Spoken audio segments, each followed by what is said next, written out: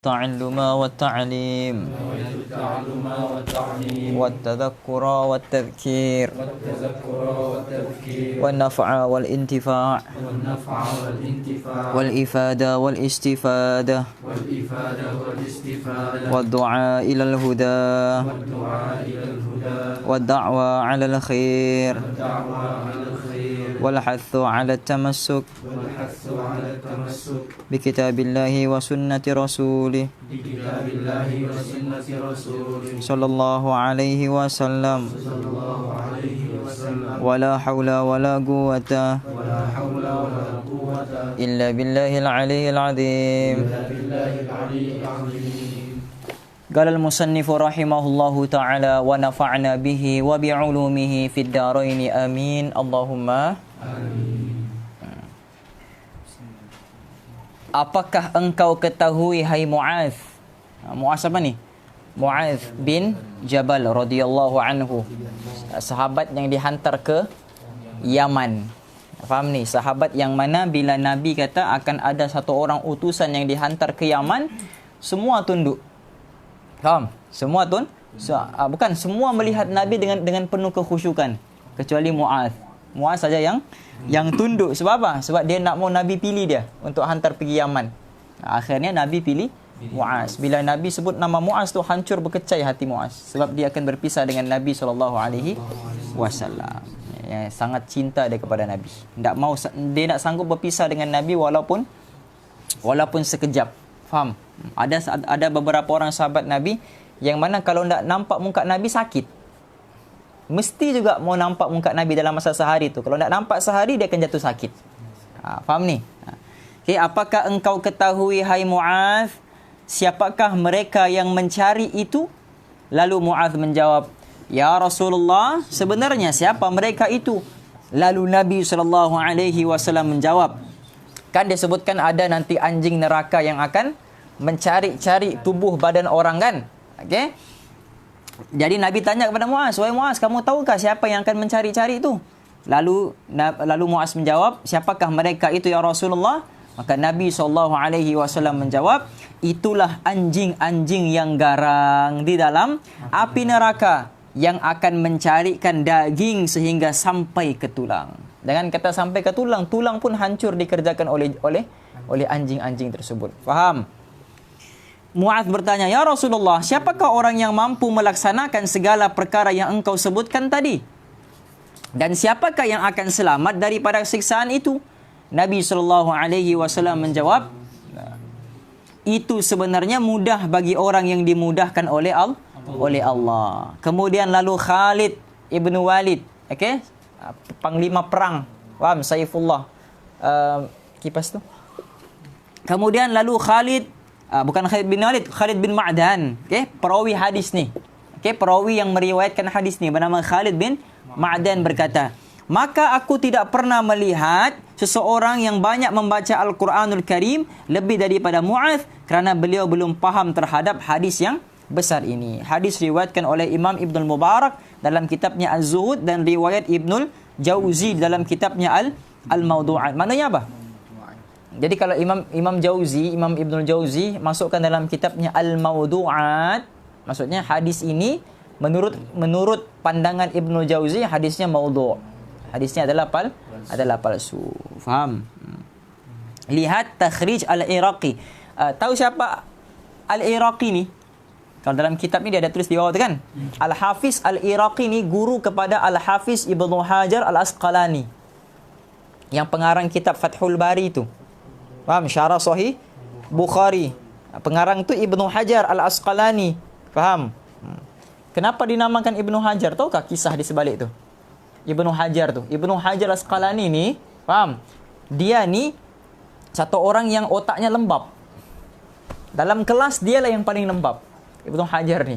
Sampaikan kalau guru dia suruh semua pelajar berdiri dan ditanya satu persatu, siapa dapat jawab dia akan duduk. Ibnu Hajar lah yang akan paling last kali duduk. Bahkan sampai satu ketika memang dia nak mampu untuk duduk sebab dia nak mampu untuk jawab. Guru terangkan tak faham, guru terangkan tak faham, guru terangkan tak faham juga. Faham ni? Sampaikan banyak kawan-kawan dia kutuk dia. Si lembab lah, otak lembab lah, si bodoh lah, si itulah, si inilah, macam-macam hinaan daripada kawan Ibnu Hajar Al-Asqalani ini. Jadi dia ni pun frust lah kan kalau hari-hari dihina, macam entah hari-hari dihina. Faham? Entah memang tak ada perasaan pun, so entah memang layak dihina. Faham? Tengok muka lah kan. Wah, trip-trip lagi. Faham? Jadi Ibnu Hajar Al-Asqalani ni tak tahan jiwanya sebab kena kutuk terus jauh. Faham ni? Kena kutuk terus. Apa yang dia buat bila mana kawan-kawan dia kutuk dia suruh berdiri kan? Jadi dihina, dimaki dalam keadaan berdiri, keluar kelas, keluar kuliah, terus lari ke dalam gua. Berlari di dalam gua. Sampailah satu ketika bila dia duduk di dalam gua tu dia menangis, dia dengar satu bunyi. Bunyi apa tu? Dia dengar satu bunyi air yang jatuh daripada gua tu pergi ke batu tu. Tak, tak, tak, tak. Bila dia nampak batu tu lekuk. Faham? Di situlah dia faham bahawa otak yang keras ni pun, yang lembab ni pun, bila mana istiqamah air yang lembut tu pergi ke tempat yang keras tu pun akan menjadi lekuk, akan menjadi lembut. Faham ni? Jadi dia faham di situ dia perlu mengulang kaji dengan lebih banyak lagi. Akhirnya Allah bukakan futuh kepada dia sampai dia boleh karang kitab Fathul Bari, pembukaan daripada Allah yang Maha Memberi. Allah bukakan ilmu kepada dia sampai dia boleh syarah Sahih Bukhari dan dia namakan kitabnya Fathul Bari li Ibni Hajar Al-Asqalani. Hajar kan batu, kan anak kepada batu, sebab batu itulah yang mentarbiah diri dia. Faham? Batu tu yang mentarbiah diri dia. Daripada peristiwa batu tu, pengajaran daripada batu, simbol daripada batu tu dia boleh faham. Dia buat kitab namanya Fathul Bari, pembukaan daripada Allah yang Maha Memberi, syarah Sahih Bukhari daripada anak kepada batu tadi, Ibnu Hajar. Itu namanya Ibnu Hajar tu. Faham? Jadi nama-nama ulama ni sebenarnya ada kaitan dengan peristiwa-peristiwa tertentu. Okey? Macam Al-Ajrumiyah, okey? Pengarang kitab Jurumiyah tu. Ada sebab kenapa dia dipanggil Al-Ajrumiyah tu. Faham? Mau tahu kisahnya? Nanti. Dan hendaklah engkau renungkan baik-baik perkara-perkara yang terkandung di dalam hadis ini, wahai orang yang gemar kepada ilmu pengetahuan. Maknanya kepada penuntut ilmu lah disuruh fahami, renungi hadis ini. Dan ketahuilah bahawasanya sebesar-besar sebab yang dapat mengukuhkan perangai yang jahat di dalam hati ialah menuntut ilmu dengan tujuan hendak menunjuk-nunjuk kebolehan dan dengan tujuan supaya pandai bercakap, kerana orang awam adalah bersih daripada perangai-perangai yang jahat. Faham ni? Okey. Jadi yang banyak jahat ni siapa? Bukan orang alim, orang yang belajar ilmu agama. Orang yang banyak belajar ilmu agama. Sahabat-sahabat Nabi dulu ada yang bunuh bapa sendiri, ada yang pancung anak sendiri, ada yang tanam anak sendiri, ada yang minum arak, ada yang berzina dengan ibu sendiri, macam-macam. Okey, sebelum kenal agama. Okey, tapi bila kenal agama, mereka lah orang yang paling lembut sekali. Nah, itu beza kita. Kita sekarang dulu lembut, lepas belajar agama, wah, keras pula. Suka bid'ahkan orang, suka kafirkan orang, suka syirikkan orang. Padahal sebelum belajar lembut saja. Belum kenal agama, lembut saja dia, baik saja dia. Tapi bila kenal agama, terus dia punya karakter tu berubah. Dia jadi suka menyalahkan orang, suka nampak, suka cari kesalahan orang. Beza dengan sahabat. Sahabat dulu keras kan? Macam Umar Al-Khattab, keras kan? Tapi bila sudah masuk agama Islam, hatinya menjadi lembut. Kenal. Jadi itu perbezaan kita sekarang. Ilmu tu tak boleh mengubah kita punya hati tu. Okey? Adalah bersih daripada perangai-perangai yang jahat, dan orang yang mencari ilmu adalah menjadi sasaran penyakit-penyakit hati yang dapat membinasakannya. Sombong dengan ilmunya. Faham? Orang boleh jadi sombong sebab beberapa perkara. Salah satunya ilmu lah. Okay? Dengan keturunan pun boleh. Okay? Dengan rupa pun boleh. Dengan harta pun boleh. Faham ni? Macam-macam. Okay? Entah sombong sebab rupa misalnya. Itu mustahil lah tu kan. Sombong sebab rupa. Sombong sebab keturunan. Sombong sebab harta, sombong sebab ilmu. Ini sebab ni orang-orang boleh menjadi takabur. Boleh menjadi sombong. Faham? Maka lihatlah pada dirimu dan timbanglah baik-baik. Hasibu gablaan tu hasabu. Hitung dan nilailah diri kamu sebelum kamu dihitung dan dinilai. Siapa cakap tu? Sayyidina Umar. mana yang lebih penting dan mana yang lebih baik. Sebab itu kita kena pentingkan mana yang lebih penting. Sebab yang lebih penting itu lebih penting daripada segala yang penting. Faham?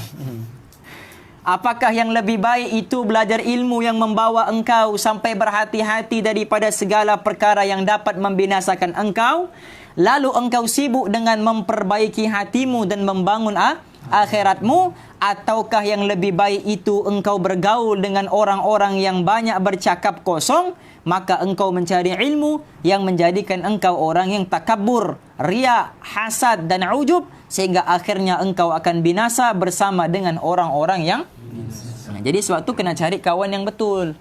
Faham? Kena cari kawan yang baik. Al-akhilla yauma idzin ba'duhum li ba'din aduwwun illal muttaqin. Sebab kawan inilah yang akan menarik kita nanti masuk ke negeri akhirat di dalam neraka kelak. Sebab kawan. Faham? Kawan yang baik dia akan heret masuk ke dalam syurga. Tapi kalau kawan yang buruk dia akan heret masuk dalam neraka. Antum buka kitab Matla'ul Badrain. Situ ada riwayat daripada Sayyidina Hasan Al-Basri. Kan? Hasan Al-Basri. Dia ada sebut ada orang yang nanti di hari akhirat bila mana Allah perintahkan malaikat untuk masukkan dia ke dalam neraka, mau dicampakkan ke dalam neraka. Mungkin ada yang sudah dengar kisah ni. Mungkin ada yang belum. Okay? Mau dicampakkan ke dalam api neraka, malaikat tanya, Allah tanya, wahai malaikat, cuba kau tanya lelaki ni. Okay? Misalnya lelaki tu si Kevin lah misalnya. Faham? Misal. Cuba tanya si Kevin ni, waktu di dunia dulu dia ada belajar agama tidak? Dia ada tidak belajar agama? Faham ni? Jadi ditanyalah malaikat, Kevin, dulu kau ada belajar agama kah? Kevin kata, tak ada. Okay? Tak ada. Kemudian Allah tanya soalan yang kedua. Cuba tanya dia dulu ada singgah dalam mana-mana majlis ilmu tidak? Ada tak duduk dalam majlis ilmu? Okay? Kalau ada duduk dalam majlis ilmu walaupun sekali, aku bebaskan daripada neraka, masuk dalam syurga. Kata Allah. Faham? Ditanya si Kevin, apa dia jawab? Tak ada juga. Faham ni? Allah kata, wahai malaikat, cuba tanya si Kevin tu. Allah ni maha mengetahui. Faham ni? Tapi ini sebagai satu cerita, satu pengajaran daripada riwayat Hasan Al-Basri supaya kita ambil pengajaran daripada hadis ni, daripada kisah ni. Jadi wahai malaikat, cuba tanya si Kevin, dia dah lalu tidak majlis ilmu? Tak payah duduklah, lalu saja. Misal ada masjid buat majlis ilmu, dia tak duduk, dia pergi membeli pula di kedai si Kasim. Dia membeli saja, tapi dia lalu tempat majlis ilmu. Kalau ada lalu saja, walaupun dia nak masuk, kami akan bebaskan daripada api neraka, masuk dalam syurga. Sampai begitu sekali. Dia tanya si Kevin, ada tidak? Tak ada juga. Adakah orang begitu? Ada. Faham ni? Ada. Kalau tak ada, mustahil lah Nabi akan cerita. Faham ni? Jadi, pun tak ada juga orang yang lalu. Lalu saja di tempat majlis tersebut. Kemudian Allah tanya, wahai malaikat, cuba tanya dia, ada tak dia pernah makan sekali dengan ulama? Makan bersama-sama dengan ulama. Kalau ada asbab ulama itu, kami masukkan di dalam syurga. Tak ada juga. Tak pernah juga dia makan dengan ulama. Wahai malaikat, cuba tanya si Kevin tu. Misalnya, namanya Kevin. Cuba tanya si Kevin tu, ada tak dia punya nama ni, ada tak muwafaqah dengan mana-mana nama ulama di dalam dunia tu? Muwafaqah. Maksud muwafaqah ni apa? Sama. Ada tak namanya sama? Okay, misalnya Imran adalah. Faham ni? Keluarga, jangan kata ulama, dalam Quran pun sebut Ali Imran. Faham ni? Mazlan, adakah ulama nama Mazlan? Inspektor Mazlan adalah. Faham ni? Gerak khas. Wallahu alam. Okay, mungkin adalah di pelosok-pelosok ni, tempat ni kita tak tahu kan. Haikal misalnya kan. Okay.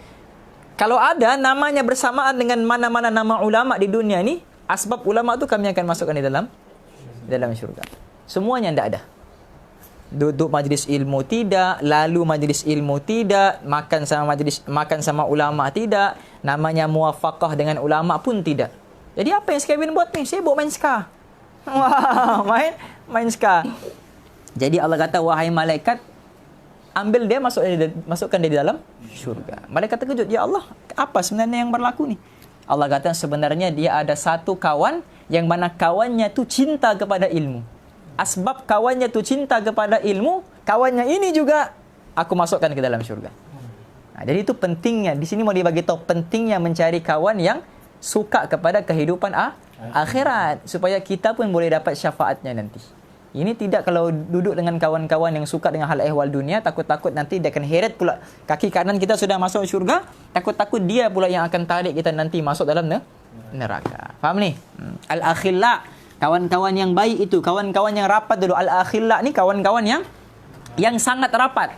Apa makna kawan yang sangat rapat? Dia punya barang pun kawannya boleh guna tanpa izin. Maknanya memang betul-betul rapat ni. Faham? Dia boleh guna barang kawannya, kawannya pun boleh guna barang dia tanpa keizinan. Faham? Saling mempercayai antara satu dengan yang lain. Itu pun Allah kata al-akhilla yauma idzin ba'duhum li ba'din aduun. Kawan yang paling rapat di dunia boleh menjadi musuh yang paling hebat di hari akhirat. Walaupun rapatnya di dunia itu luar biasa, tapi di hari akhirat dia akan menjadi musuh yang paling terhebat. Faham ni? Illal muttaqin, kecuali persahabatan yang dibina atas dasar takwa kepada Allah. Okey? Dan ketahuilah olehmu bahawa 3 perkara ini, hasad, riak dan ujub, ialah asal kepada segala penyakit hati. Banyak-banyak penyakit hati yang lain, sangka suuzan, sangka buruk, faham ni? Datang juga daripada 3 perkara itu.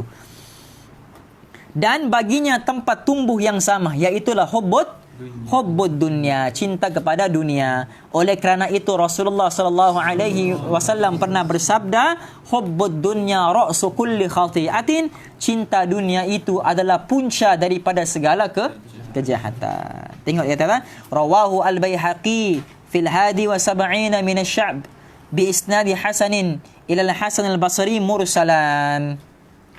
Ya?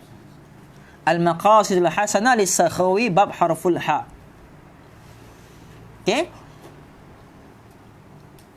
Hadis ni diriwayat secara mursal. Apa makna mursal, Rafi? Hadis mursal. Coba baca matan daripada Baikuniyah. Wa mursalun. Salah. Apa? Syaril, matan Baikuniyah. Haikal, dan kau pura-pura menulis itu. Oh, padahal tak tahu tu, tapi buat apa? Wa mursalun. Salah. Apa? Wa mursalun minhu sahabiyyu saqat wa qul gharibun ma rawa rawin faqat. Paham ni? Apa maksudnya? Hadis mursal itu wa mursalun minhu sahabiyyu saqat. Hadis mursal itu ialah hadis yang gugur perawi di tingkatan sahabat. Faham? Misalnya daripada Hasan al-Basri daripada Rasulullah. Hasan al-Basri kan tabi'in, kan? Boleh tak tabi'in ini terus lompat kepada sahabat? Mana boleh, dia mesti melalui sahabat dulu. Hasan al-Basri, kemudian Sayyidina Ali, kemudian Nabi. Begitu sebabnya. Tapi ini langsung tak ada sahabat. Daripada tabi'in terus naik kepada Nabi. Faham ni? Jadi boleh tidak suatu hadis itu diriwayatkan sedangkan dia nak pernah jumpa Nabi? Boleh tidak? Boleh ke tidak? Tak boleh lah. Faham ni? Mana boleh kita ambil hadis daripada Nabi tanpa keadaan kita tak jumpa dengan Nabi? Faham ni? Misalnya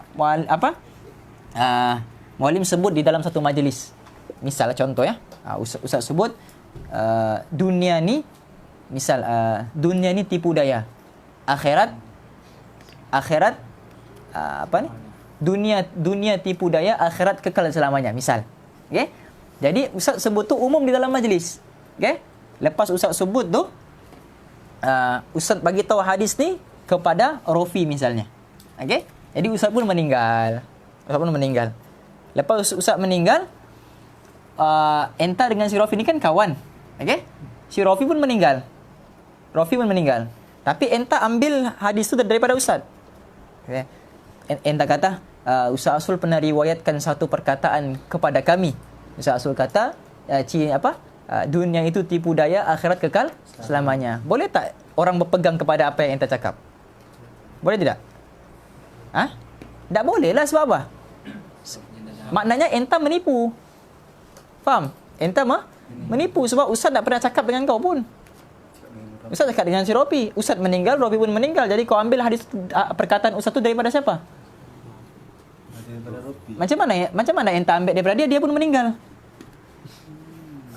Apa? Faham? Ustaz meninggal, dia pun meninggal. Tapi enta terus lompat dengan ustaz. Ataupun dia hidup, tapi enta nak jumpa dia, enta terus petik nama ustaz. Sedangkan enta nak jumpa dia. Maknanya enta menipu lah. Faham ni? Itu dipanggil hadis mursal. Hadis yang gugur di tingkatan sahabat terus naik kepada Nabi. Faham? Jadi hadis mursal ni adalah hadis yang dhaif. Tapi Imam Malik kata sah hadisnya. Imam Malik kata hadisnya sah. Hadis mursal pun hadisnya sahih. Sebab apa? Sebab kata Imam Malik, ada semua tingkatan sahabat ni dia dipanggil udul, orang yang adil. Faham ni? Walau tak ada sahabat di situ pun, tapi sahabat tu memang adil, orang tahu adil, mustahil untuk menipu. Jadi tak apa-apa kalau hadis tu mursal, tetap juga hukumnya adalah hadis sahih. Itu kata Imam Malik. Faham ni? Jadi hadis ni adalah hadis mursal. Wa mursalun minhu sahabi sagat wa kul gharibun ma rawarawin fakat. Namun demikian, dunia juga adalah bendang untuk akhirat. Apa dia punya perkataan tu? Ad-dunya mazra'atul akhirah. Dunia itu mazra'ah, kebun, tanaman untuk akhirat. Maksudnya menanam di sini, menuai di akhirat. Mazra'ah, mazra'atun. Okey?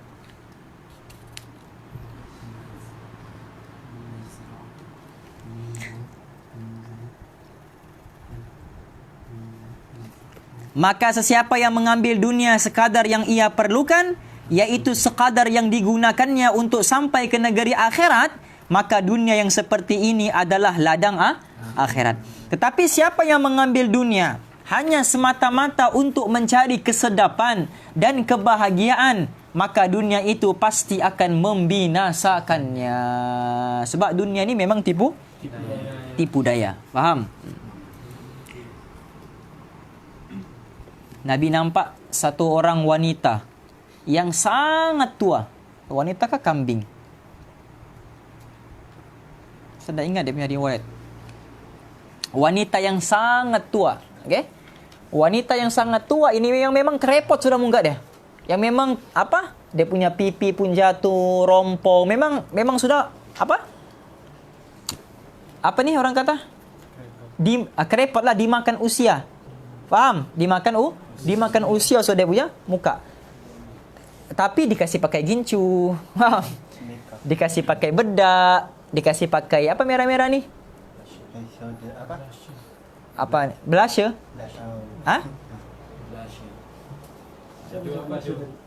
Apa tu? Blusher kan? Yang di sini kan? Di sini baru dikasih pakai di sini warna merah, baru dikasih pakai cilak lagi. Faham? Pakai anting-anting lagi, pakai rambut palsu lagi. Faham ni? Nabi kata apa tu? Itulah perumpamaan dunia. Seperti mana seorang nenek tua yang sudah hancur kerepot mau mati, tapi dipakaikan lagi perhiasan. Itulah seperti mana itulah umur dunia sebenarnya. Sudah kerepot. Kambing yang mau sudah meninggal, Nabi kata. Inilah sedikit sebanyak yang kami sebutkan dalam bicara taqwa yang zahir, yang merupakan permulaan jalan dalam menuju hidayah. Apabila engkau mencuba akan dia dan engkau dapati nafsumu dapat mengikutinya, maka teruskanlah dengan membaca kitab Ihya Ulumuddin. Maksudnya kalau antum sudah berjaya, sudah ikut yang takwa yang zahir yang disebutkan di dalam kitab ni, dan nafsu antum boleh untuk ikuti, dia suruh pergi rujuk lagi Ihya Ulumuddin untuk ambil lagi manfaat daripadanya. Tapi kalau ini belum mampu amal, jangan buka-buka lah tu Ihya Ulumuddin. Jelas?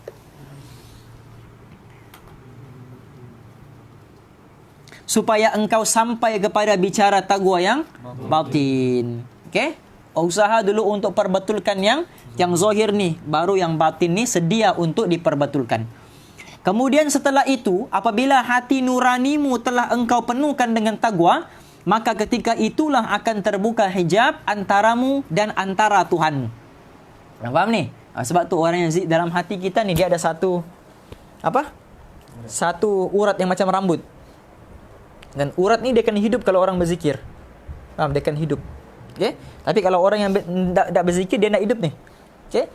Di sinilah ulama-ulama sufi sebut, di sinilah tempat Allah bagi maklumat-maklumat alam-alam gaib kepada orang tersebut. Sebab tu ada ulama-ulama yang dia boleh tengok masa lalu orang. Kita panggil kasyaf. Dia tengok mata begini je, dia tahu sudah apa yang kau buat waktu pagi tadi. Apa yang kau buat waktu petang tadi? Apa yang kau buat sebelum datang sini tadi? Dia tahu sudah. Apa maksiat yang kau sudah buat sebelum ini? Dia tahu. Sebab apa? Maklumat-maklumat tu datang daripada Allah. Ini yang apa? Disebabkan hatinya yang hidup tu. Faham ni? Itu hati kita tu kita mau hidupkan. Dengan perantaraan zikir lah hati itu boleh hidup. Jelas.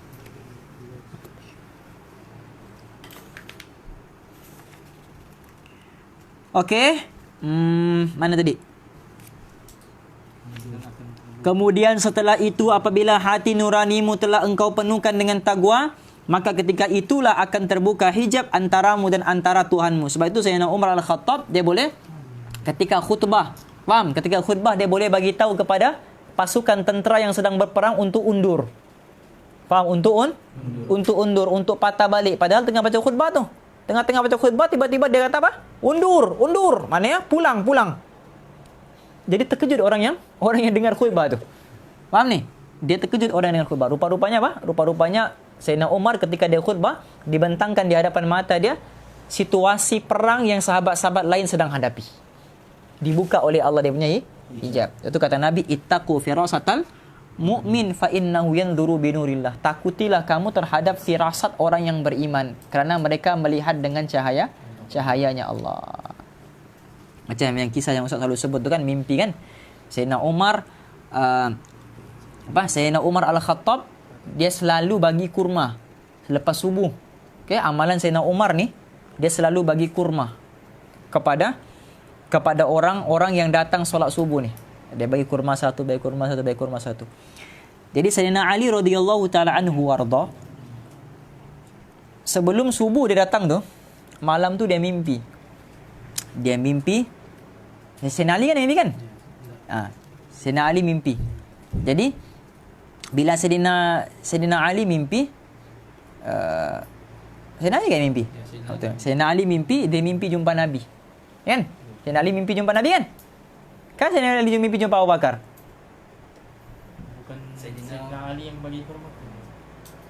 Enggak, Sayyidina Umar yang bagi kurma. Sayyidina Umar yang bagi kurma, Sayyidina Ali yang mimpi. Okey. Jadi ketika waktu malam tu dia mimpi tu, Sayyidina Ali mimpi tu, bila Sayyidina Ali mimpi, Nabi bagi dia satu biji kurma. Faham? Jadi bila Nabi bagi satu kurma, baslah selesailah dia punya mimpi tu. Belum mana lagi ni, belum lawak lagi. Jangan kau ketawa dulu. Ketawa saja. Masya-Allah. Jadi bila lepas mimpi tu, dia waktu Nabi bagi dia mimpi tu kan, mimpi satu biji kurma dalam mimpinya, Sayyidina Ali pun bangunlah pergilah sembahyang di masjid. Bila lepas sembahyang di masjid, Sayyidina Umar bagilah kurma tu. Jadi Sayyidina Ali pun makan. Bila Sayyidina Ali makan, Sayyidina Ali tanya kepada Sayyidina Umar, dia kata, "Zidni ya Amirul Mukminin." Wahai Amirul Mukminin, tambahkan kepada aku satu lagi biji kurma. Satu lagi kurma lah. Sebab apa? Sebab kurma yang dia bagi itu sudah habis. Apa kata Sayyidina Umar? Sayyidina Umar kata, "Ya Ali, lau zadaka Rasulullah fima namik lazidtu." Dia kata, wahai Ali, kalau semalam dalam mimpi kamu Nabi bagi lebih daripada satu buah kurma, aku akan bagi kamu lebih daripada satu buah kurma. Yang mimpi siapa? Sayyidina Ali. Yang tahu mimpinya siapa? Ittaqu firasatal mu'min. Sebab Sayyidina Umar ni dia melihat dengan cahayanya Allah. Faham? Begitu. Jadi amal-amal zikir ni dia boleh buka benda-benda begitu. Hijab dipanggil. Okey, hijab. Dia boleh buka benda-benda tu. Ustaz kami kata, siapa yang puasa Daud selama 40 hari berturut-turut, pintu pertama hijabnya akan dibuka. Puasa Nabi Daud.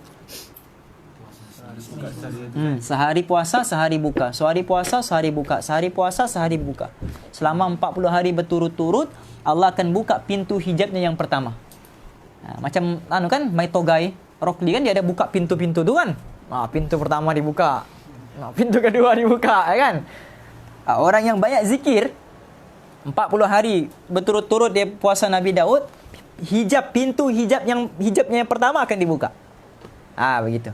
Kalau dia tambah lagi dengan zikir-zikirnya, jadi pintu hatinya tu akan terbuka luas sehingga nur Allah masuk ke dalam hatinya, sehingga benda-benda yang gaib pun jadi musyahadah di hadapan matanya, dia boleh nampak. Okey? Tapi itu nak penting pun sebenarnya. Tak apa? Kata ulama apa? ada ulama yang Allah bukakan pintu hijab untuk dia. Lepas dibukakan pintu hijab untuk dia tu, dia doa balik pada Allah supaya Allah tutup balik. Tak sanggup dia tengok orang punya dosa. Faham? Allah sudah buka, dia minta tutup balik. Tak tahan dia tengok. Setiap kali tengok ini, dia tengok orang punya dosa. Tengok ini pula, dia tengok orang punya dosa yang ini pula. Sampai dia tak sanggup untuk tengok orang punya dosa. Ini orang yang hatinya nur. Tak mau fikir sibuk pasal orang lain. Yang dia mau fikir dosa dirinya sendiri saja. Kita pula minta pula benda tu. Supaya boleh nampak. Supaya boleh aibkan. Supaya boleh viralkan orang tu. Faham ni? Alah, kau teriak-teriak sebang pasal agama. Aku tahu apa yang kau buat tadi. Faham? Kita mau begitu. Tapi ulama-ulama yang nur, hatinya ini telah dipenuhi dengan nur, mereka tak mau benda tu. Sebab apa? Sebab bagi mereka, kasyaf yang sebenar bila mana seseorang itu boleh melihat keaiban dirinya sendiri. Itulah kasyaf sebenar. Okay? Status lagi.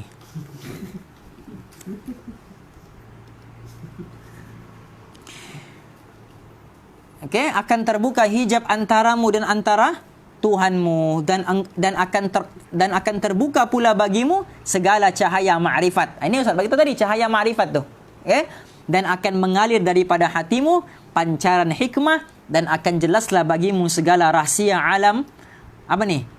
Alam mulk, alam yang nampak di mata, dan rahsia alam malakut, alam yang tidak nampak di mata. Ini Ustaz bagi tahu tadi. Apa ni? Dia dibuka sudah. Apa benda yang gaib jadi musyahadah. Nampak jelas di hadapan matanya. Faham? Tapi mau dapat tu bukan senang. Okey. Ada orang yang beramal, amalnya hebat tapi tak dapat benda ni. Sebab apa? Sebab niatnya untuk dapatkan benda ni. Faham? Jadi benda tu tak akan dapat kalau kita mau. Tak akan dapat. Allah akan bagi kepada orang-orang yang apa? Yang hatinya bersih, yang dia nak mau pun benda ni. Sebab kalau dapat pada orang yang mau, maka akan binasalah orang lain. Faham? Sebab dia ada niat-niat yang tertentu. Ada niat-niat yang tak bagus. Jadi Allah akan bagi kepada orang yang niatnya bukan untuk ini, tapi semata-mata untuk keredaan Allah. Bila Allah bagi dia, ilmu tu selamat.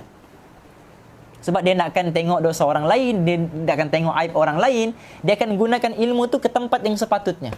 Faham? Macam Ustaz bagi tahulah, ada ilmu yang kalau orang nampak kita, orang akan sayang dengan kita, kan? Orang akan cinta dengan kita. Jadi kalau dapat benda tu kepada orang yang buada, tahu buada? Buaya bernafsu kuda. Okey?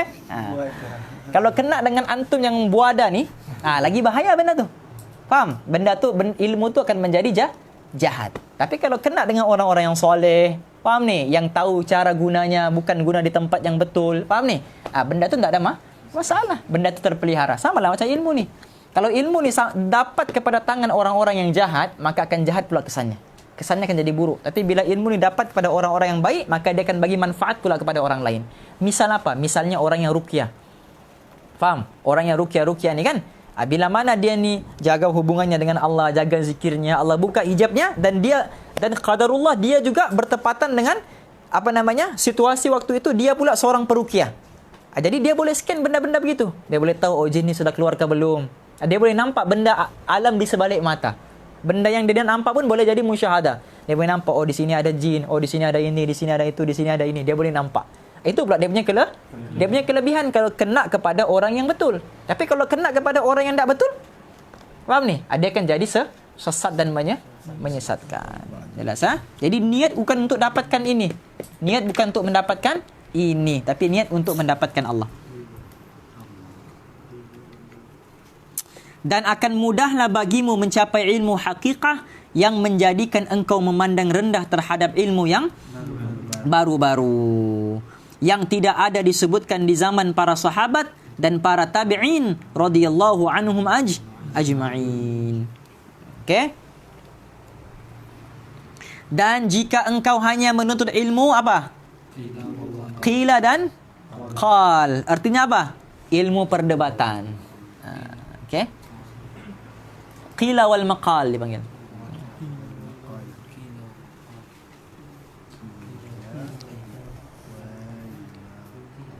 Dan ilmu perbalahan dan khilafiyah, maka alangkah besarnya musibahmu, dan alangkah panjangnya kesusahanmu, dan alangkah besarnya kehilanganmu.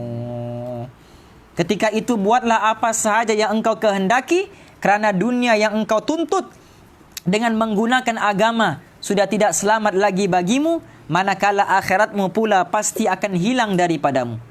Maka sesiapa yang mencari dunia dengan menggunakan agama, paham?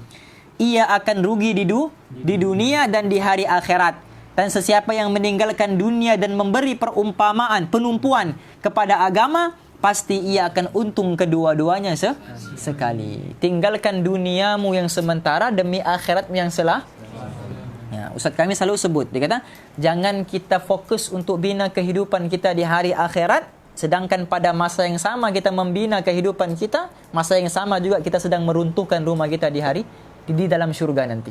Jadi kita mau bina rumah kita di dunia, masa yang sama kita bina juga rumah kita di hari akhir di dalam syurga. Ada orang dia bina rumahnya di dunia. Ketika dia bina rumahnya di dunia tu, dia sedang meruntuhkan rumahnya di dalam syurga, dia bina pula rumahnya di dalam neraka. Nah, itu dia disebut di dalam apa? Di dalam hadis Nabi dan juga di dalam syair tu ya. Maka inilah kata-kata pertunjuk untuk engkau mulakan perjalananmu pada bermuamalat. Apa bermuamalat? Berhubungan, okey? Dengan Allah Ta'ala dan menunaikan segala suruhannya dan menjauhkan segala larangannya. Dan sekarang aku akan sebutkan kepadamu beberapa petunjuk pula yang dapat engkau jadikan panduan dalam hidupmu di dunia ini bersama dengan Tuhanmu dan bersama dengan segala hamba-hamba Allah Subhanahu. Nampak begini ulama bila dia sebut akhir sekali di perenggan yang terakhir, sebenarnya dia sedang bagi mukaddimah untuk dia buat bab yang baru. Misal dia sebut sini apa? Ini dipanggil metodologi. Okey, metodologi ulama dalam menulis kitab. Jadi kita kena faham dia punya kaedah. Macam ini misal tengok Maka inilah kata-kata petunjuk untuk engkau mulakan perjalananmu pada muamalat dengan Allah. Muamalat, gariskan perkataan muamalat tu. Okay? Dan menunaikan segala suruhannya dan menjauhkan segala larangannya. Jadi perkataan muamalat tu tengok Dan sekarang aku akan sebutkan kepada kamu beberapa petunjuk yang dapat engkau jadikan panduan dalam hidupmu di dunia. Kita hidup di dunia ni tidak lari daripada muamalat sesama Allah dan sesama manusia. Okay? Dalam hidupmu di dunia ini bersama dengan segala hamba-hamba Allah Subhanahu wa Ta'ala. Jadi dia mengajarkan kepada kita adab-adab bermuamalat. Jadi bila kita masuk dalam bab yang baru, disebut apa? Bahagian ketiga, adab-adab pergaulan dan persahabatan dengan Khalik dan juga makhluk. Begitu. Faham? Itu dipanggil apa? Metodologi, kaedah ulama dalam menulis kitab. Okey? Okey, masuk bab yang baru. Jadi adab-adab dengan Allah. Okey, ada adab dengan makhluk, ada adab dengan Allah. Ketahuilah bahawasanya sahabatmu yang tidak pernah bercerai daripadamu. Maknanya sentiasa ke mana-mana ada dia. Faham ni? Sama ada engkau berada di kampung maupun musafir, di waktu tidur ataupun jaga, bahkan di waktu hidup dan matimu, ialah Tuhanmu. Faham? Inilah sahabatmu.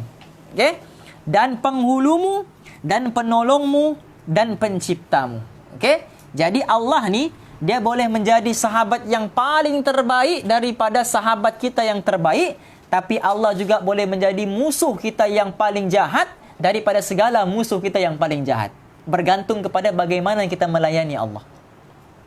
Faham ni? Bagaimana kita melayani Allah, seperti itulah Allah akan melayani kita. Apabila engkau menyebutnya, dia akan ada bersama denganmu. Kerana firman Allah dalam hadis qudsi, ana jalisu man zakarani. Allah dalam hadis yang selalu kita baca tu apa? Man zakarani fi nafsi. Man zakarani fi nafsihi, zakartuhu fi nafsi. Siapa yang ingati aku dalam dirinya, aku akan ingat dia dalam diri aku. Selesai begitu saja. Aku sekedudukan, ana jalisu, aku duduk bersama-sama siapa? Man zakarani, orang-orang yang mengingati aku. Dan Allah berfirman, zikir ni dari segi bahasanya, zikir ni maknanya ingat. Zikir ni maknanya Ada orang tengah berzikir, subhanallah, alhamdulillah, wala ilaha illallah, Allahu akbar, subhanallah, alhamdulillah. Kawan dia di sebelah, tidak zikir pun. Duduk, tengok langit. Faham? Tengok bulan. Taklah matahari, mana boleh bulan matahari sama-sama kan? Tengok langit, tengok bulan, tengok bintang, tengok pokok. Faham ni? Sambil dia fikir tentang kebesaran Allah. Tapi mulutnya tak pun subhanallah, alhamdulillah, wala ilaha illallah, Allahu akbar, tak. Jadi mana satu yang berzikir? Dua-dua. Faham ni? Yang ini zikir secara lisan, yang ini zikir secara zikir secara galbi dipanggil. Zikir secara hati. Itu pun zikir. Jadi zikir ni tak semestinya kita pegang tasbih. Faham ni? Tak semestinya. Okey? Kalau kita ingat Allah, itulah zikir. So, zikir tu maksudnya ingat. Faham? Ya, ketika kita ingat Allah, itulah zikir. Dan Allah berfirman pula dalam hadis qudsi, ana indal munkasirati qulubuhum min ajli. Aku di sisi mereka yang hancur hatinya kerana mengingati aku. Ulama sebut apa? Tak akan jadi wali seorang itu, tak akan dekat seorang itu dengan Allah selagi mana hatinya tidak dihancurkan berkali-kali oleh manusia. Faham ni? Selagi mana hatinya tidak dihancurkan berkali-kali oleh manusia, sampai tidak ada sudah pengharapannya kepada manusia, ketika itulah dia diangkat menjadi kekasih Allah. Faham ni? Jikalau engkau ma'rifat akan Tuhanmu, apa makna ma'rifat? Kenal. Jikalau engkau ma'rifat akan Tuhanmu dengan sebenar-benar ma'rifat, pasti engkau akan menjadikannya sebagai sahabat dan engkau meninggalkan yang lain daripadanya. Dan jikalau engkau tidak mampu berbuat demikian pada sekalian waktumu, maka janganlah kosong siang dan malammu daripada waktu yang telah engkau tentukan untuk bersunyi diri dengannya, dan engkau berlazat dengan munajatnya. Okey? Oleh kerana itu, maka sudah menjadi kewajipan supaya engkau mengetahui adab-adab persahabatanmu dengan Allah. Apakah adab-adab dengan Allah? Yang pertama, menundukkan kepala di hadapannya. Ketika bila ni? Ketika solat, ketika berzikir, ya. Hatta antum sembahyang depan Kaabah sekalipun. Antum sembahyang depan Kaabah sekalipun, tetap juga pandangan antum ke bawah, bukan pergi tengok Kaabah tu. Faham ni? Okey. Ada tempat yang makbul doa, yang tempat pancuran emas tu kan, air tu kan. Tempat turun tu. Itu mana boleh kita tengok atas itu, dia kena tengok bawah juga walaupun itu tempat makbul doa. Okey, pancuran emas tu. Menundukkan kepala di hadapannya. Yang kedua, merendahkan pandangan di hadapannya ketika solat.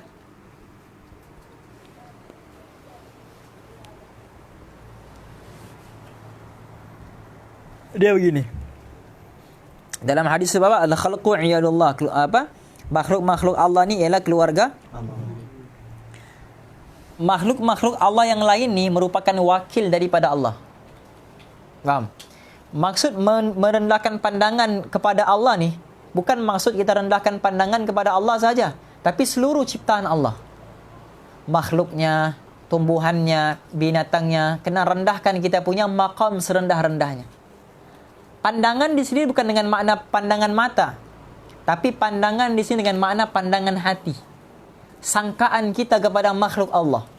Okey? Adakah sangkaan kita tu baik ataupun buruk? Jadi makna pandangan di sini ialah pandangan kita terhadap Allah dan juga makhluknya. Sebab itu Allah berfirman dalam hadis qudsi, ana inda zonni abdi bi wa ana ma'ahu haitsu yadhkuruni. Aku mengikut persangkaan hambaku. Kalau hambaku sangka baik dengan aku, maka keputusan yang aku beri kepada dia baik. Tapi kalau hambaku sangka buruk dengan aku, keputusanku juga buruk untuk dia. Wa ana ma'ahu haitsu yadhkuruni. Dan aku akan bersama-sama dengan hambaku itu selama mana dia mengingati aku. Jelas? Okey? Yang ketiga, menumpukan perhatian kepadanya. Misal tengah baca Quran, okey, WhatsApp masuk, okey, fokus terus baca Quran. Jangan antum hentikan antum punya bacaan Quran tu dengan aktiviti-aktiviti yang lain. Yang keempat, mendiamkan segala anggota badan. Ini maksudnya ketika solat, okey? Dipanggil khudu'. Okey? Yang kelima, bersegera mengikuti perintahnya. Yang keenam, menjauhilah semua yang disebutkan. Apa? Yang ketujuh, tidak menyangkal, menunjukkan rasa tidak puas hati terhadap takdirnya. Macam ada satu orang hamba, dia minta kepada Allah supaya Allah bagi dia apa? Bunga. Dia minta kepada Allah supaya bagi dia bunga. Ya Allah, bagi saya bunga, ya Allah. Tapi Allah tak bagi dia bunga. Allah bagi dia apa? Pokok kaktus yang berduri. Dia minta Allah bunga. Bunga ni kita simbolikan sebagai apa? Sebagai benda yang baik lah. Benda yang kita mau, benda yang kita suka. Bunga kan? Adakah orang yang tak suka bunga? Tak ada, semua orang suka bunga. Kalau suka bunga? Wah, bunga yang mana satu? Siapa namanya? Bungamu lah, bungamu. Siapa namanya? Bungamu. Ada yang hari tu yang kau bagi tahu si Amin tu, yang kau bilang jangan bagi tahu Mualim tu. Ada tu yang hari tu. Siapa namanya tu? Ada hari tu dulu tu. Yang kau bilang jangan kau bagi tahu Mualim, Amin. Ada siapa yang cerita sudah? Siapa namanya satu? Ada hari tu. Siapa nama tu? Siapa namanya ni? Bagi tahu cepat deh. Kalau dah habis tu mengajar ni. Cepat. Sebut siapa nama-nama yang kau suka dulu. Cepat. Cepat. Yang kau suka dululah, yang kau suka dulu. Siapa? Selain Rozaima, siapa? Cepat, sebut siapa namanya, cepat.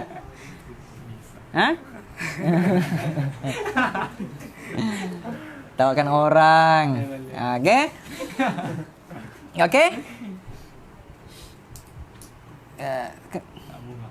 Bunga. Aku lupa sudah. Bunga. Jadi sangkaannya Allah tak makbulkan dia punya doa lah. Faham? Aku minta bunga, Allah bagi kaktus yang berduri. Pada sangkaannya apa? Sangkaannya benda yang dia minta tu tak dapat, bahkan buruk lagi dia dapat kaktus yang berduri. Tapi bila dia tenung, bila dia renung, bila dia bersabar dalam jangka masa yang lama, akhirnya pokok kaktus yang berduri itu mengeluarkan bunga. Antum pernah tengok pokok kaktus tak? Ada banyak bunga kan di situ? Banyak bunga. Bahkan sekarang bukan bunga saja muncul, buah pun ada, dragon fruit. Faham? Benda yang dia nampak pada asalnya tak bagi manfaat pada dia, rupanya lebih baik lagi daripada apa yang dia minta. Dia minta bunga saja, tapi Allah bagi bunga yang banyak dan buah lagi, dragon fruit. Faham? Jadi apa yang mau disampaikan di sini, benda yang kita minta belum tentu baik untuk kita. Benda yang kita tidak dapat boleh jadi lebih baik daripada apa yang kita minta. Sebab tu kena bersangka baik dengan Allah. Bersangka baik dengan Allah. Faham? Jadi jangan kita tunjukkan rasa tidak puas hati kita kepada Allah tu. Okey? Ya Allah, kenapa aku begini, ya Allah? Kenapa aku yang kena bukan dia? Kenapa begini? Jangan banyakkan kaif, jangan banyakkan kenapa. Okey? Yang ke-8. Apa ni? Mengekali zikir, iaitu ingat kepadanya, istiqamah. Yang ke-9, melazimi fikir tentang kudratnya, tentang kekuatannya, kekuasaannya. Yang ke-11, putus harapan daripada makhluk. Yang ke-12, apa maksud putus harapan? Putuskan seluruh pengharapan dan tawajuhmu kepada makhluk. Kembalikan harapan dan tawakulmu kepada Allah. Itu maksud dia. Okey? Jangan putus. Sebab tu kalau kita macam keluar dakwah ni, dia ada bagi tahu 4 perkara yang dilarang buang. Tinggalkan kan? 4 perkara perlu ditinggalkan. Tinggalkan mengharap kepada makhluk melalui hati pertama sekali. Melalui hati. Misalnya antum pergi rumah si Amin kan? Antum tengah duduk kan? Tiba-tiba dari dalam hatinya, bagusnya kalau si Amin ajak kita main PS4 ni. Faham? Hatinya berkata-kata. Itu pun kita berharap juga. Faham? Itu pun dilarang. Bukan haram, dilarang. Yang kedua, berharap kepada makhluk melalui lisan, meminta-minta dan sebagainya. Okey? Yang ketiga, apa? Dilarang memakai barang orang tanpa izin. Yang keempat, dilarang membazir. 4 perkara tu dilarang. Okey? Yang ke-12, tunduk kerana tunduk kepada pemimpin kerana kuasanya, kerana hartanya, kerana kekayaannya. Itu tak boleh. Okey? Sebab tu ustaz kalau jumpa-jumpa pemimpin ke jumpa-jumpa apa ke kan, orang semua cium tangan. Ustaz takkan cium tangan tu. Ustaz biar saja. Tak macam begitu. Walaupun dia pemimpin macam mana sekalipun, pemimpin yang besar macam mana sekalipun, tetap juga kita salam macam biasa. Pedulilah orang mau cium tangan ke apa enggak. Ustaz takkan tunduk dengan orang yang diberikan pinjaman sedikit daripada kehebatan dunia ni. Tapi kalau ulama-ulama yang datang, itu barulah kita tunjukkan kita punya haibah tu. Tunjukkan dia punya haibah yang besar-besar tu. Kita ndak tengok waktu Syafi'i Abdal ataupun Musa Aman ataupun siapa-siapalah menteri. Ini bukan kaitan politik Ini kisah mau kaitkan situasi tu. Antum tengok bila di airport dorang datang, apa yang berlaku? Sampai antum pun dijemput pisah main kompang. Paham ni? Ya kan? Betul tak? Tapi waktu ulama datang, ada tak antum di sana main kompang? Tidak ada. Paham? Termasuklah dalam ni. Jelas bila orang-orang dunia datang semua berkumpul. Semua mau sambut dia. Paham ni? Dengan siap kompangnya, siap itunya, siap ininya, siap bannernya. Tapi waktu ulama datang suram saja. Tak ada yang main kompangnya, tak ada yang sambut. Yang datang sambut pun 3-4 orang saja. Itu pun di message lagi. Mau ke teman ustaz pergi ambil syekh ini. Di message lagi, tak boleh bawa ustaz sibuk aku. Kenapa? Ikan pelaga aku nak mau breed. Wah, misal contoh. Contoh ni, ya. Siap di message lagi tu. Paham ni? Tak ada pun yang sedia mau berkhidmat. Tapi kalau orang dunia datang, Masya Allah. Begitu dah, nanti kita di hari akhirat nanti. Paham? Orang yang tidak peduli tentang ulama, sewaktu di dunia, maka jangan harap dia akan dipedulikan oleh ulama di dunia nanti. Di hari akhirat nanti. Okay? Tak ada sebab ulama mau cari dia. Tak ada sebab. Tak ada sebab ulama mau cari dia. Walaupun dia merangkak sekalipun di akhirat mencari ulama, tak ada sebab ulama mau pandang dia. Sebab apa? Sebab di dunia dia nak pandang pun ulama. Dia pandang dia punya pemimpin-pemimpin yang gila kuasa tu. Tapi ulama dia nak pandang pun. Jadi tak ada sebab ulama mau cari dia dan tak ada sebab ulama mau layan dia nanti di hari akhirat. Tapi orang-orang yang hidup matinya hanya untuk ulama, walaupun dia tak cari ulama tu yang akan cari dia. Begitu. Faham ni? Cari, mana orang yang selalu khidmat dengan aku suatu di dunia? Tak ada pun aku nampak ni. Oh, masuk neraka dia. Kenapa? Lampau sibuk dengan ikan pelaganya, sampai tak ada masa mau sembahyang. Contoh. Okay? Sampai tak ada masa mau sembahyang. Dia jadikan Tuhannya tu pelaga sudah. Faham? Sampai dia buat apa? Apa ni dipanggil ni? Sampai dia buat patung sudah. Patung ikan pelaga yang besar tu. Siap dia sembah sudah di situ. Misalnya, contoh lah ni. Okay? Sampai dia sembah sudah. Berapa banyak? 360 ikan pelaga berhala pelaga tu di rumahnya. Faham? Orang mau masuk rumahnya pun kena sembah dulu ikan pelaganya. Misalnya orang mau beli dia punya ikan pelaga pun kena minta dengan Tuhan pelaganya dulu. Jadi dia sudah mendoakan Tuhan. Jadi ulama tu kata, tidak, dia dulu orang yang khidmat dengan aku suatu di dunia. Panggil dia. Masuk dalam syurga bersama-sama dengan aku. Lebih kurang begitu. Ada nanti di hari akhirat akan jadi begitu sebab tumpuannya kepada ulama suatu di dunia. Jadi yang sebutkan pelaga tu dari disebut dalam hadis itu Ustaz apa namanya? Ustaz tambah supaya antum faham, okey? Mengambil yang hak dan meninggalkan yang batil. Sebab tu kita kena doa apa? Allahumma arinal haqqa haqqan warzuqna attiba'a wa arinal batila batilan warzuqna ijtinabah. Paham?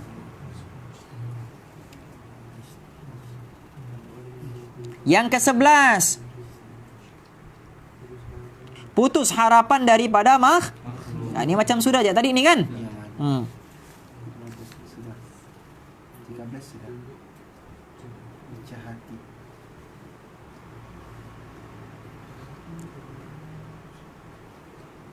Okey.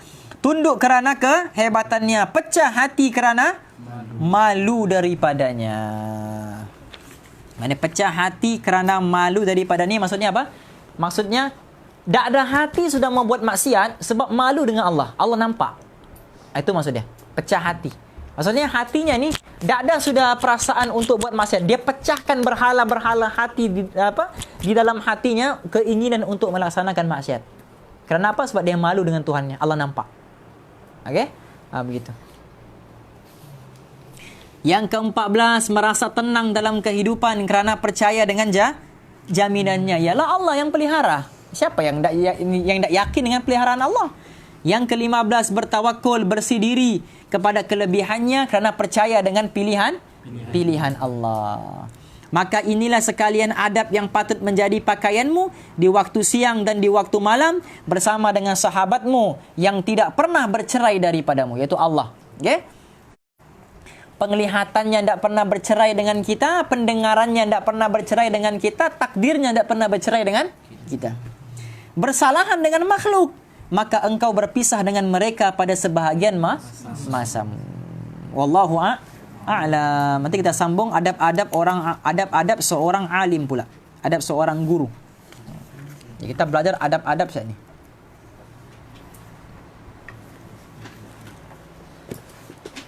Qala al-musannifu rahimahullahu ta'ala wa nafa'ana bihi wa bi'ulumihi fid dharain amin. Allahumma amin.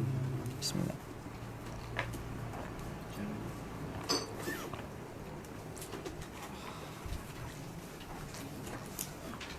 Okey. Bab yang ke-8 ni faslun fi waqti at-tahsil, maksudnya waktu bila mau belajar. Umur 8 tahun, umur 9 tahun, umur 10 tahun, 40 tahun, nanti mau meninggal orang mau belajar, dia bagi tahu di sini. Okey, bila waktu mau belajar.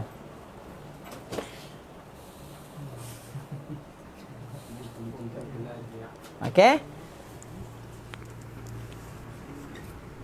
Belajar. Kawan Ustaz dulu Melaka belajar. Kalau orang Melaka ni huruf R akan jadi huruf U. Belajar. Contohnya apa? Pagar jadi pagar. Ular jadi ular. Lancar jadi hai. Apa antum sebut mengharut ni? Okey. Insyaallah. Faslun fi waqti at-tahsil. Kila waktu ta'allumi min al-mahdi ila al-lahd. Okey, waktu belajar tu bila dia bagi tahu? Waktu belajar dia bagi tahu bukan umur 8 tahun, bukan umur 10 tahun, bukan umur 20 tahun. Faham ni? Waktu belajar tu Haikal dia bagi tahu waktu ta'allumi minal mahdi ila al-lahdi, daripada buayan sampai ke liang lahat. Maknanya daripada lahir saja kita sudah menuntut ilmu. Sebab itu apabila kita lahir terus diazankan kan? Sebab apa? Sebab bayi itu mendengar supaya bayi itu pendengaran pertama yang dia dengar ialah kalimah Allah. Di situlah proses pembelajarannya bermula. Faham? Daripada pendengaran dia dengar kalimah Allah. Insyaallah. Dakhala Hasan bin Ziyad rahimahullah ta'ala fi tafaqquhi wa huwa bin 80 sanatan wa lam yabit ala firashi 40 sanatan fa afta ba'da dhalika 40 sanatan. Okey, baik. Hasan bin Ziyad seorang ulama yang Allah panjangkan umurnya. 160 tahun umur dia. Hasan bin Ziyad ni 160 tahun. Okey? Dia apa ni? Sahabat kepada Imam Abu Hanifah. Imam Abu Hanifah mazhab apa? Hanafi. Mazhab sendiri. Yalah, mazhab apa nama dia? Apa entah ni ya Allah? Mazhab apa? Abu Hanifah. Hanafi lah, faham? Mazhab sendiri budak. Memang mazhab sendiri, mazhab Hanafi. Okey? Dia kawan kepada Imam Abu Hanifah ni, Hasan bin Ziyad ni. Okey? Ni orang yang hebat, dia pernah menjadi qadi di Kufah dan macam-macam ni lah, seorang ulama yang cergas. Okey? Dia beritahu apa? Dakhala Hasan bin Ziyad kitab Muallim salah ni. Fit tafaqquhi wa huwa ibnu 80 sanatan. Hasan bin Ziyad ni dia mula belajar fiqh umur 80 tahun. Umur apa? 80 tahun. Umur 80 tahun baru mula belajar fiqh. Haikal. Okey? Kemudian apa? Walam yabit 'alal firashi 40 sanatan. Dan dia tidak pernah tidur di ranjang, di katil selama 40 tahun. Maksudnya apa? Tidurnya di atas unta, tidurnya ketika duduk mengulang kaji pelajaran, itulah waktu tidurnya. Tak pernah tidur selama 40 tahun di katil. Okey? Fa'afta ba'da dhalika 40 sanatan, dan kemudian selepas itu menjadi mufti pula selama 40 tahun. Jadi panjang umurnya berapa? 160 tahun. Mula belajar 80 tahun, kemudian belajarnya 40 tahun, jadi mufti 40 tahun. Jadi ulama ni belajar bukan 4 tahun. Ulama ni belajar 40 tahun. Faham? Kita 4 tahun belajar universiti, suruh dipanggil ustaz. Faham? Padahal 4 tahun saja. Di Thailand 10 tahun, 12 tahun baru dipanggil kepala mutalaah. Faham? Baru dipanggil ketua ulang kaji, kepala mutalaah. Belum jadi ustaz pun, belum jadi syekh. 12 tahun tu baru dipanggil kepala mutalaah. Apa tu kepala mutalaah? Ketua ulang kaji. Okey, maksudnya apa? Kalau ada pelajar-pelajar baru datang, dia dibenarkan untuk apa? Untuk murajaah dengan kawan-kawan tu, untuk muzakarah, untuk orang yang baru datang. Faham? Dipanggil kepala mutalaah, bukan dipanggil ustaz pun. Kita 4 tahun cak baru dipanggil ustaz. Faham ni? Bukan 4 tahun, 8 bulan. Masuk cak program imam muda, pencetus ummah, dalam 1 bulan begitu sudah jadi dipanggil sudah PU. Faham ni? Dulu orang panggil bayaran berapa-berapa cak ikhlas hati. Faham? Sudah ada nama di depan tu PU. Faham? Parosa umat. Mazlan misalnya. Okey? Wah. Sudah setengah jam 2,000 itu cikai-cikai itu. Wah, 2,000. Kalau mau pengajian kitab sampai khatam itu kena 10,000. Sebab ada nama di belakang tu PU tu. Faham ni? Sahabat gelaran di hujung. Dia di depan. Faham? Abu Bakar radhiyallahu anhu, Umar radhiyallahu anhu, di hujung dia punya nama. Yang diredai Allah. Antum yang tak diredai macam-macam letak di depan. Al-alim, al-allama, al-faqih, al-muhaddith, al-mufassir, al-mutafannin, al-muhaqqiq. Wah, semua disebut situ. Faham ni? Mazlan Darul Murtada. Wah, insya-Allah. Tiba-tiba buat Darul Murtada. Okey? Boleh dapat apa? Mazlan Darul Murtada. Al-Hafiz Al-Hanshul. Hanshul tu mana hancur lah, faham? Hanshul. Okey? Insya-Allah. Afdal awqati syaraq asy-syababi wa waqtus sahari wa bainal isya'ain. Okey. Waktu yang paling afdal untuk belajar bila? Syaraqus syabab, waktu muda. Sebab tu Don, entah tahu hadis Jibril. Tahu hadis Jibril? Hadis yang Jibril datang bertemu dengan Nabi, yang dia tanya apa rukun Islam, apa rukun iman, apa tu ihsan, dan juga tanda-tanda kiamat. Pernah dengar hadis tu? Ada kan? Nabi bagi tahu apa? Waktu tu yang datang tu seorang lelaki yang berseri-seri, yang rambutnya hitam semua, pakaiannya putih. Kata Syekh apa? Syekh kami waktu menjelaskan hadis tu, dia bagi tahu apa? Hadis ini bukan ajar kepada kita rukun Islam saja, rukun iman, rukun ihsan dengan tanda kiamat, tapi mengajarkan kepada kita juga adab menuntut ilmu dan juga waktu menuntut ilmu. Waktu itu Jibril datang bertemu dengan Nabi dalam keadaan pakaiannya bersih berwarna. Di antara adab menuntut ilmu, pakai pakaian yang paling terbaik. Seeloknya putih bersih. Satu. Yang kedua dia beritahu apa? Yang kedua dia beritahu rambutnya sangat hitam. Maksudnya apa? Maksudnya waktu yang paling terbaik untuk belajar ialah waktu muda. Kenapa Nabi nak bagi tahu waktu tu rambutnya putih? Tidak. Rambutnya hitam. Mau bagi tahu orang muda yang datang. Jadi waktu yang paling terbaik ialah waktu muda. Faham ni? Gitu. Kemudian apa? Wa waktu sahari, dan waktu sahur sebelum subuh itu waktu paling terbaik. Kemudian wa ma bainal isya'aini, dan waktu di antara maghrib dan Ustaz sudah bagi tahu kan? Ada waktu yang sesuai untuk menghafal, ada waktu yang sesuai untuk ulang hafalan. Itu antum sudah catat hari itu. Insyaallah. Wa yanbaghi ayastaghriqa jami' al-awqatihi. Fa idza mala 'an 'ilmi yashtaghilu bi 'ilmin. Fa idza malla 'an 'ilmin ayastaghilu bi 'ilmin akhar. Okey. Tapi bukan belajar waktu itu saja. Faham? Bukan belajar waktu remaja saja, waktu tua tidak sudah mau belajar. Bukan belajar waktu sahur saja, waktu pagi tidak sudah mau belajar. Bukan belajar waktu maghrib isya saja, waktu siang tu tidak mau sudah belajar. Tidak. Dia bagi tahu sini apa? Wayam bagi ayastaghriqa jami' awqati.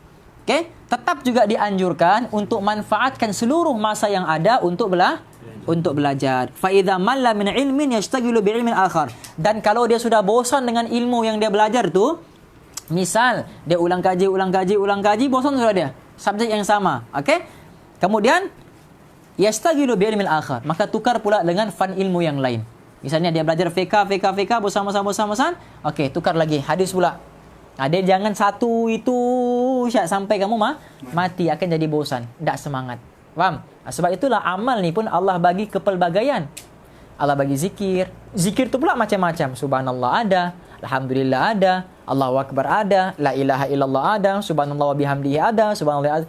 Jadi pelbagai ragam. Jadi orang kalau zikir Allah, dia tak bosan juga. Sebab ada zikir-zikir yang lain. Ada subhanallah, ada alhamdulillah. Sebab iman kita ni belum capai kepada macam iman Sayyidina apa? Sayyidina apa? Apa? Apa yang Mualim mau sebut? Siapa yang mau tengok siapa yang zikirnya sudah zikirnya sudah kasyaf, boleh tahu apa yang Mualim mau sebut. Apa Mualim mau sebut? Sayyidina apa? Apa? Tak tahu.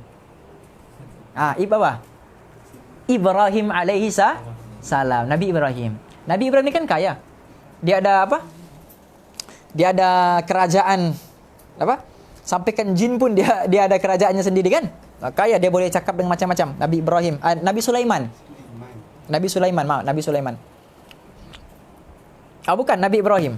Memang Nabi Ibrahim. Kau jangan menyebut. Okey. Nabi Ibrahim. Nabi Ibrahim ni pun kaya juga sebenarnya. Okey. Nabi Ibrahim ni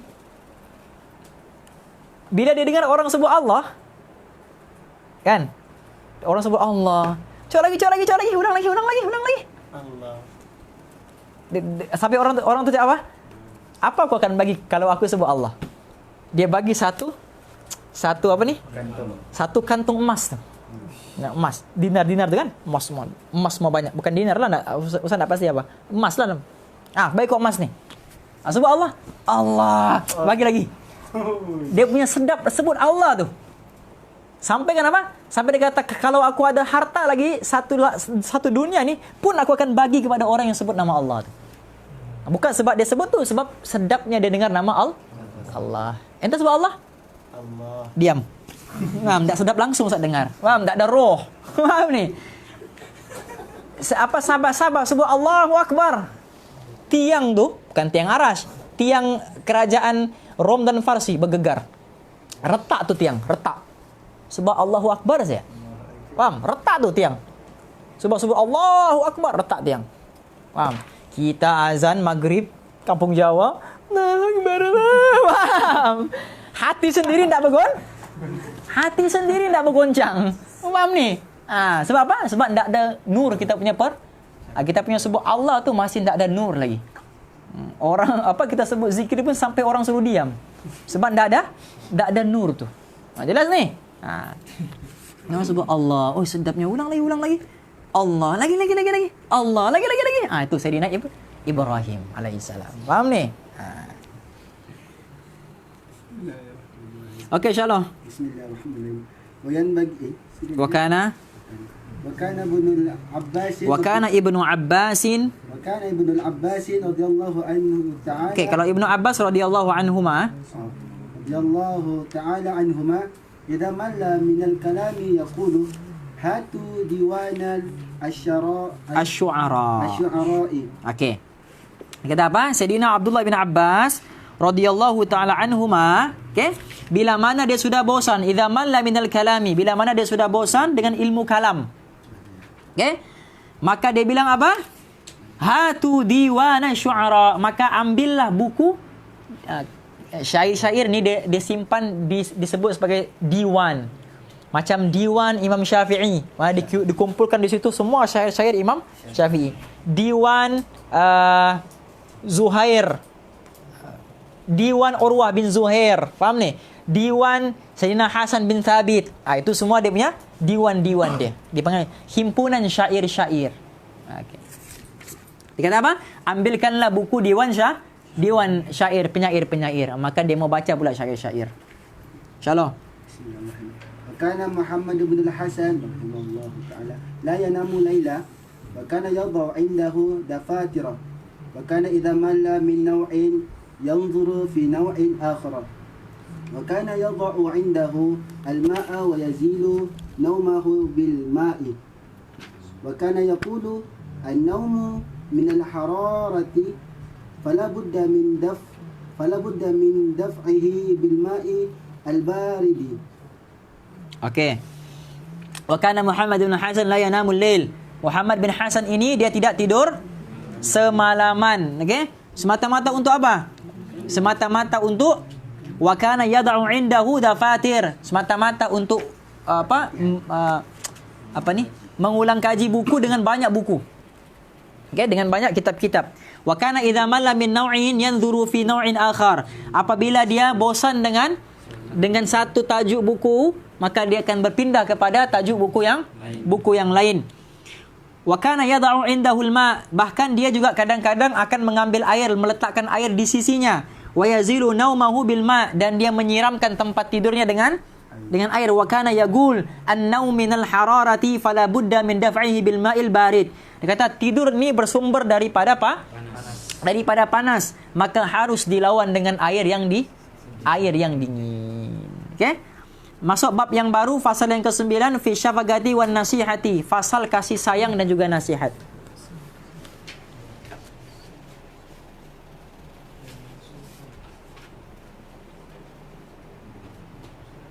Antum faham ke apa maksud an-nawmu minal hararati fala budda min daf'ihi bil ma'il barid. Tidur tu bersumber daripada panas, maka harus dilawan dengan air dingin. Antum faham tak maksudnya? Faham tak, Don? Jadi kenapa nak tanya? Hah? Anda faham tak, Aikal? Jadi kenapa nak tanya? Hah?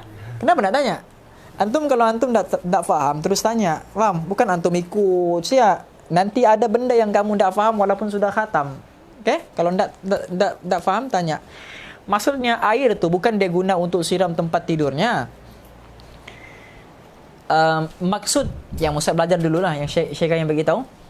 Ulama-ulama ni bila kita belajar, okey? Antum perasan tak bila antum belajar antum akan mengantuk. Kan Kevin? Kan? Cik macam mana muka mu ada tu Kevin? Cepat tunjuk. Cepat Kevin. Ha? Wah, saya apa? Dah ingat kan, dah handsome. Apa dia bilang? Dah ingat. Macam mana? Cepat.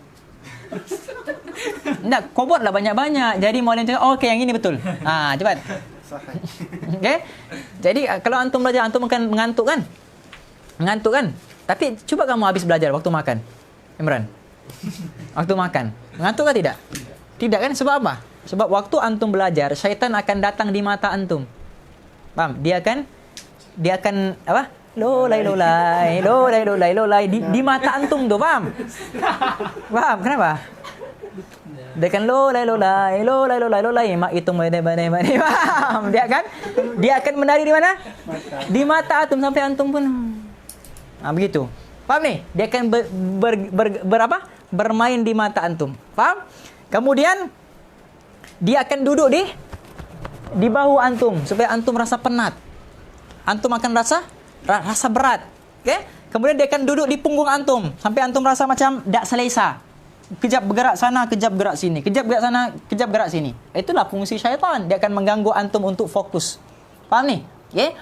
Jadi mengantuk tu datang daripada mana? Daripada syaitan. Faham? Sebab antum sudah gini, dia yang buat antum mengantuk. Jadi cara syaitan yang buat antum mengantuk waktu belajar ni siapa? Kan? Syaitan. Syaitan diciptakan daripada apa? Api. Untuk lawan api guna apa? Air. Maka berwudu. Itu maksud air itu wudu. Faham ni? Maka dia gunakan air itu untuk berwudu untuk menghilangkan sifat mengantuknya. Jelas? Sebab kalau tidak dijelaskan, nanti antum salah faham. Nanti antum balik rumah siram bola antum punya katil dengan air. Tambah sedap antum punya tidur sebab sejuk. Faham ni? Bukan itu dia punya maksud. Okey, Shalom. Mesti ada yang cut nanti Mualim punya video lolai-lolai ni. Bismillahirrahmanirrahim. Faslun fi syafaqati wan nasihati. Wa yanbaghi an yakuna sahibul ilmi مشفقا ناصحا غير حاسد فالحسد يضر ولا ينفع وكان أستاذنا شيخ الإسلام برهان الدين رحمة الله تعالى عليه يقول Bas, okey. Wa yanbaghi ay yakuna sahibul ilmi mushfiqan, nasihan, ghairu hasidin, fal hasadu yadurru wa la yanfa'. Dianjurkan kepada yakuna sahibul ilmi, orang yang ada ilmu. Siapa tu? Orang alim lah, faham? Dianjurkan kepada orang alim itu mushfiqan, hendaklah dia itu ada sifat penyayang. Faham ni? Okey, sifat sayang. Nasihan, suka menasihati, ghairi hasidin, dan juga tidak jangan kamu pergi belajar dengan ustaz lain tu. Ustaz lain tu tidak bagus tu. Ustaz sudah kaji, ustaz di Tawau ni ustaz yang paling terbaik. Contoh. Okey? Jadi jangan kamu belajar dengan dia. Tak bagus tu. Itu dia panggil hasad lah tu. Jelas ni? Jadi itu antara ciri guru yang tidak bagus. Jadi dia kena ada sifat penyayang, dia kena ada sifat suka menasihati dan juga tidak hasad. Okey? Fal hasadu yadurru wa la yanfa'. Kerana apa? Hasad itu mudarat, tidak ada kebaikan dan manfaatnya. Shalom. قالوا إن ابن المعلم يكون عالما لأن المعلم يريد أن يكون تلاميذه في القرآن علماء فببركة اعتقاده وشفقته يكون ابنه عالما. Okey. Wa kana ustaduna, kata pengarang kitabnya apa? Guru kami yang bernama Syekhul Islam Burhanuddin rahimahullah, dia pernah berkata, okey? Kata apa? Qalu, ramai orang bercakap. Jadi guru dia kata ramai orang bercakap, inna binal muallimi yakunu aliman li'anna al-muallima yuridu ay yakuna tilmiduhu fil Qur'ani aliman. Dia kata apa? Bahawa anak dia, anak guru tu, anak putera guru tu, anak kepada guru tu lah, boleh menjadi alim sebab apa? Li'annal muallimi, kerana gurunya sendiri, yuridu ay yakuna tilmiduhu fil Qur'ani aliman. Kerana guru dia sendiri mau berkeras untuk menjadikan anaknya tu seorang alim dalam bidang Quran.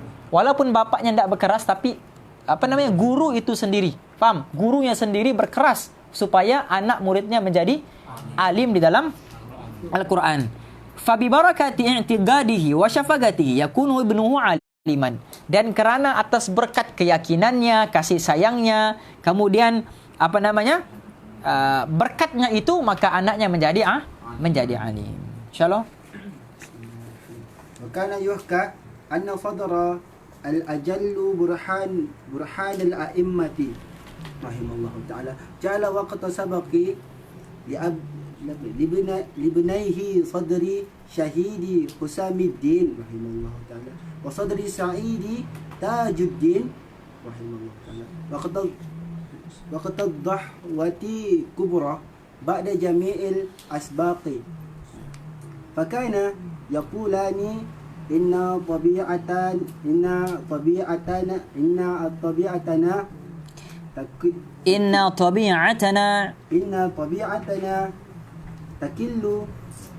takillu wa tamullu fi zalika waqti faqala abuhuma innal ghuraba'a mana boleh ghuraba'i? Innal ghuraba'a wa aulada al-kubara'i Innal ghuraba'a wa aulada al-kubara'i ya'tunani min agtaril ardi fala budda min an ugaddima asbagahum fa bi barakati syafaqatihi fagabnahu ala akthiri fuqaha'i ahli al-ardi fi dhalika al-'asri fil fiqh. Dia kata apa? Dia kata ada hikayat bahawa Sadrul Ajal yang namanya Burhanul A'immah, dia membahagikan waktu mengajar kepada kedua anak dia. Okey, dia ada dua orang anak. Okey, kisahnya begini, Ustaz ringkaskan. Dia ada dua orang anak. Nama anak dia siapa? Syahid Isamuddin dan Sa'id Tajuddin. Ada dua orang anak dia. Okey? Hishamuddin dan Tajuddin, dua orang anak dia. Okey? Tetapi dia ajar anak murid dia ni waktu tengah hari sudah. Waktu mau siang sudah. Okey? Dua orang anaknya ni. Wa kana yaqulani. Jadi dua orang anak, dia punya anak ni bagi tahu apa? Inna tabi'atana takillu wa tamullu fi dhalikal waqt. Dia kata apa? Dia kata, wahai ayah, waktu tengah hari begini, semangat kami mau belajar kurang sudah. Kata anak dia. Semangat kami mau belajar kurang. Okey? Tengok apa kata bapak dia. Innal ghuraba'a wa auladal kubara'i ya'tunani min aqtaril ardi fala budda min an ugaddima asbagahum. Dia kata apa?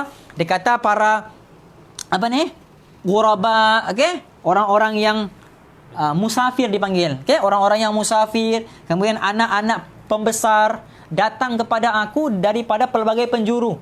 Ada yang datang daripada jauh, daripada utara, selatan, timur dan barat untuk aku ajar kepada mereka. Jadi aku patut lebih mengutamakan mereka daripada kamu sendiri. Ini sifat seorang guru, sifat seorang ayah. Dia utamakan daripada jauh daripada anak dia sendiri. Macam Habib Umar. Ketika pelajar-pelajar datang sana, waktu itu musim sejuk yang teramat sangat. Okay? Jadi ada pelajar-pelajar yang, ini yang cerita ni pelajar Malaysia. Okay? Pelajar Malaysia dan Indonesia. Jadi waktu tu pelajar-pelajar baru ni ramai yang tak ada selimut. Ada bantal, ada katil, selimut tak ada. Okay? Jadi dalam keadaan yang sangat sejuk ni mereka pergi rumah Habib Umar. Mereka pergi rumah Habib Umar waktu malam minta kalau ada lebih selimut. Habib Umar kata tak ada, sudah habis. Okay? Jadi diorang pun waktu mau pulang sudah tu Habib Umar panggil balik. Sini kata. Ini ada selimut. Gunalah untuk waktu musim sejuk ni. Okey? Ini memang selimut ni memang memang khas untuk ngam-ngam untuk dua orang yang datang ni. Dia bagilah. Waktu dia bagi tu, jiran Habib Umar bagi tahu, waktu malam tu anaknya balik ndak berhenti menangis. Daripada malam sampai waktu pagi tu ndak berhenti menangis waktu anaknya masih kecil. Menangis saja. Okey? Jadi jiran dia tu waktu dalam kelas pengajian, dia ceritalah, semalam aku dengar anak Habib Umar menangis, mungkin sebab kesejukan. Jadi yang dua orang minta minta selimut tu ada di situ, dengar dia punya percakapan. Wah, memang masa tu dorang dorang rasa macam bersalah, rasa menyesal, pergi jumpa Habib Umar minta maaf. Kata Habib Umar, hak kamu lebih utama daripada hak keluarga saya sendiri. Sebab kamu datang daripada jauh untuk belajar, maka hak kamu patutnya diutamakan. Jadi tidak mengapa dia kata anak saya kesejukan hanya saja untuk menunaikan hajat kamu kerana kamu adalah penuntut ilmu. Gitu sekali. Habib Umar. Ini sifat kasih sayang Habib Umar kepada pelajarnya. Okey. Jadi begitu juga dengan Burhanul A'immah ni. Okey, Sadrul Ajal ni. Jadi berkat dia punya kasih sayang kepada anak-anak muridnya yang datang daripada jauh ni, dia beritahu apa? Okey? Fa bi barakati syafaqati fagabnahu ala akthar faqahi ala ardi fi dhalikal 'asr fiqhi. Dia kata apa? Disebabkan sifat gurunya itu, sifat bapaknya itu menyebabkan anak yang dua orang itu menjadi orang yang sangat faqih di antara orang yang faqih, dan waktu zaman itu dua orang anak itulah yang paling faqih di atas bumi ini. Tengok, apa? Dia beritahu apa? Ahlil ardi fi dhalikal 'asr. Okey, orang yang paling alim fiqh di atas muka bumi ini di zaman itu, fi dzalikal 'asr, di zaman itu ialah dua orang anak yang tadi. Faham? Sebab apa? Sebab bapaknya mengutamakan pelajar yang datang daripada khidmat bapaknya kepada penuntut ilmu, menyebabkan anaknya menjadi alim. Jelas? Macam Habib Ali Al-Jufri lah. Habib Ali Al-Jufri waktu belajar dibandingkan dengan kawan-kawan dia yang lain, kawan-kawan yang lain semua alim. Antara Habib Ali Al-Jufri. Kita Habib Ali Al-Jufri. Kata Habib Umar, kalau mau nampak macam mana wajahnya Nabi, nampaklah Habib Ali Al-Jufri. Kata Habib Ali Al-Jufri, kalau mau nampak akhlaknya Nabi, nampaklah Habib Umar. Gitu. Jadi Habib Umar kata, kalau mau nampak muka Nabi ni, nampak Habib Ali Al-Jufri. Okay?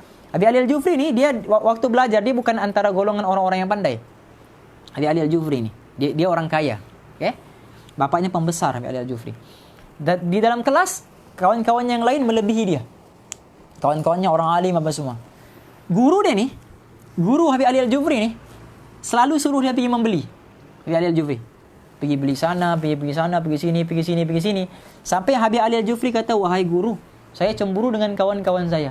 Kawan-kawan saya yang lain dapat belajar kelas dengan kamu sampai khatam kitab, tapi saya lebih banyak pula habiskan masa di luar sebab membeli-beli barang. Kadang-kadang disuruh susun selipar, kadang-kadang disuruh susun itu, susun ini, sampai tak ada masa di dalam kelas. Kawan-kawan yang lain, jadi kata Abi Al-Jufri, saya risau saya nanti ketinggalan, kawan-kawan saya yang lain ni akan menjadi alim yang sangat kata guru dia, aku lebih mengetahui apa yang kamu tidak tahu. Aku tahu kamu punya kemampuan. Aku tahu kamu ni macam mana. Kamu murid aku. Aku tahu kemana hala tuju kamu. Akhirnya sekarang, Habib Ali Al-Jufri lebih utama daripada kawan-kawan dia yang lain. Nampak tak? Sekarang di YouTube siapa yang paling terkenal? Habib Ali Al-Jufri lah. Siapa yang paling banyak dijemput di seluruh alam? Habib Ali Al-Jufri lah, berbanding dengan kawan-kawan yang satu kelas dengan dia. Faham? Sebab apa? Khidmatnya kepada sang guru. Faham ni? Jadi guru lebih tahu di mana kemampuan murid tersebut. Okey? InsyaAllah.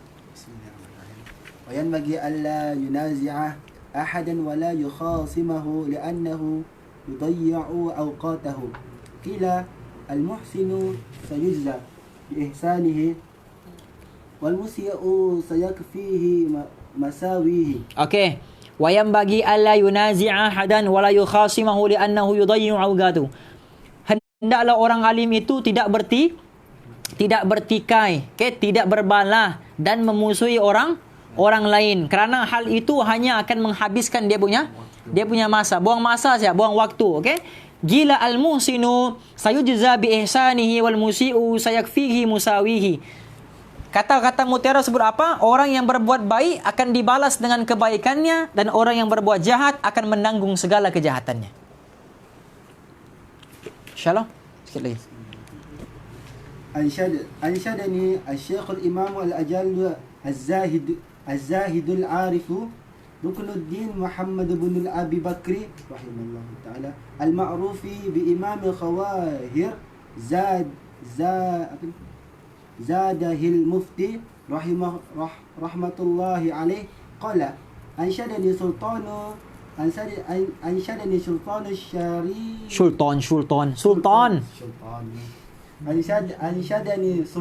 الشريعة يوسف همداني هذا شعرا ya. Okey, dia kata apa? Syekhul Islam Az-Zahid Al-Arif Ruknuddin Muhammad bin Abi Bakar, yang terkenal dengan gelarannya Imam Khawahir Zadeh Al-Mufti. Dia kata apa? Imam Zadeh dia panggil Mufti. Okey. Dia membawakan satu syair untuknya. Katanya Sultan Syariah Yusuf Al-Hamadani membawakan syair ini untukku. Apa syairnya? Baca. Da'il mar'a la tajzihi ala su La tajzih. Da'il mar'a la tajzih ala su'i fi fi'lihi sayakfihi ma fihi wa ma huwa fa'iluhu. Okey. Kata apa? Da'il mar'a la tajzih ala su'i fi'lihi. Biarkanlah orang buat jahat dengan kamu, jangan kamu balas kejahatannya. Faham? Ingat, lepas belajar ni, orang buat jahat dengan kita, jangan balas. Orang kutuk dalam Facebook, jangan balas. Da'il mar'i la tajzi ala su'i fi'li. Jangan balas keburukan orang yang orang buat kepada kamu. Sayakfihi ma fihi ma huwa fa'iluhu. Kerana dia sendiri akan menanggung segala kejahatannya kepada kamu. Faham? Kejahatan dia tu dia akan sendiri tanggung. Insyaallah. Dapat kila man arada ay yarghama anfa aduwihi falyukarrir hadha syi'r. Ditemukan kata mutiara apa? Barang siapa yang ingin memotong hidung musuhnya. Apa maksud memotong hidung musuh? Mau kasih stop percakapan musuhnya. Checkmate, mengasih checkmate. Faham? Supaya musuhnya ndak cakap lagi, itu maksudnya. Okey? Maknanya mengalahkan lah tu. Faham? Hidung ni keluar apa? Udara. Nafas kan? Ini dipanggil majazi, kiasan. Okey? Hidung ni kan keluar udara. Kalau dimaksudkan dipotong hidung tu, maknanya dipotong tempat keluar udara. Maksudnya apa? Matilah. Itu maksud dia. Dipanggil majazi, kiasan. Sebab tu syair-syair ni kita tak boleh faham secara zahir. Okey? Jadi siapa yang mau mengalahkan musuh dia, maka ingat syair ni, dia kata. Maka bacalah syair ini berulang kali. Okey? Idza syi'ta an talga aduwaka ragiman wa taqtulahu ghamman wa tahrigahu hamman farum lil ula wazdad min al ilmi innahu man izdada ilman zada hasiduhu ghamman. Okey, bila kamu mau buat musuhmu terhina, terbunuh, dan terbakar, derita. Wah, nampak? Bukan setakat kalah. Terbiar, terbunuh, terbakar, derita. Faham? Ini semua apa nih? Majazi, kias ya nih, kias. Faham? Nah, maksudnya, kalau kamu mau tengok kawanmu tu checkmate checkmate yang apa dipanggil? Ya, nah diam, diam. Begitu lebih kurang lah tu kan. Matiku tu lah. Coko pegang dia punya telinga. Coko balas. Apa nih? Lebih kurang begitulah dia punya majazinya tu. Faham ni? Nak melawan Syoto. Nak melawan Syoto. Gitu, lebih kurang ya. Okey. Jadi ini dia punya majazi ya. Kata apa? Maka tingkatkanlah ilmu dan capailah kemuliaan dengan ilmu. Kerana bila kamu sudah bertambah ilmumu, orang dengki akan bertambah dengki kesusahannya dalam hatinya, dan apabila kamu bertambah ilmumu, dia akan dengki dengan pertambahan ilmumu tersebut. Faham? Itu cara checkmate-kan dia, tambahkan ilmu. Dia sendiri akan diam. Jelas? Shalom.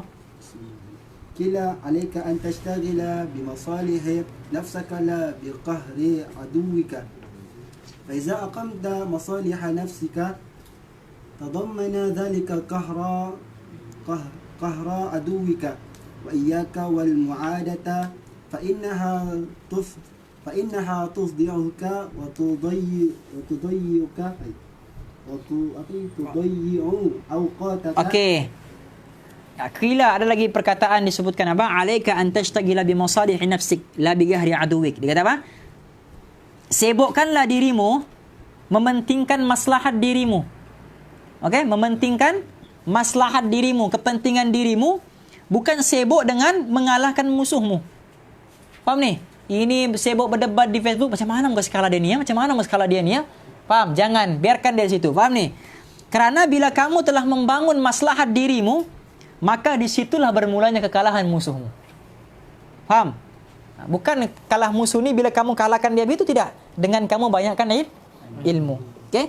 Dan hindarilah bermusuhan, kerana itu akan membukakan aibmu dan akan membuang-buang waktumu. Jadi jangan bergaduh.